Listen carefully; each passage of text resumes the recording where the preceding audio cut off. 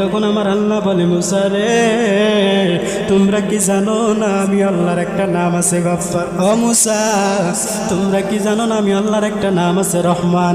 আমি আল্লাহর মতো দয়াময়, আমি আল্লাহর মতো ক্ষমাশীল কেউ নাই রে মুসা। এই বান্দাটা তো তোমরা বানাও নাই, এই বান্দাটা তার মা বানায় নাই, তার বাবা বানায় নাই, আমি আল্লাহ বানাইছি। বান্দাটা ভুল করছে কিন্তু আমার ভুল করছে, আমি আল্লাহ যত বড় রহমানওয়ালা আল্লাহ। এই বান্দা ভুলগুলো স্বীকার করিয়া যখন খোলা আকাশের মধ্যে আমি আল্লাহর কাছে লোনাজারি করলো গো, তখন আমি আল্লাহর সহ্য করতে পারি নাই।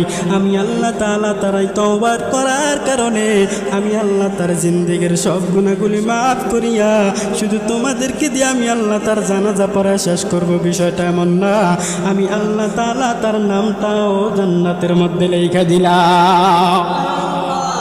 এজন্য ভাইরা আমার, ভুল করার পরে যদি বান্দা আল্লাহর কাছে ফিরে যায় আমার আল্লাহ মাফ করেন। কারণ বান্দারে আসামিরে বিচারক তালাশ করে পকেটে মাল ঢুকানোর জন্য, ওস্তাদ ছাত্রকে তালাশ করে বেতের বাড়ি দেওয়ার জন্য, মা বাবা সন্তানকে তালাশ করে আঘাত করার জন্য, আর আমার আল্লাহ আসামিদেরকে তালাশ করে, গুনাহগারকে তালাশ করে ক্ষমা করার জন্য। সুবহানাল্লাহ।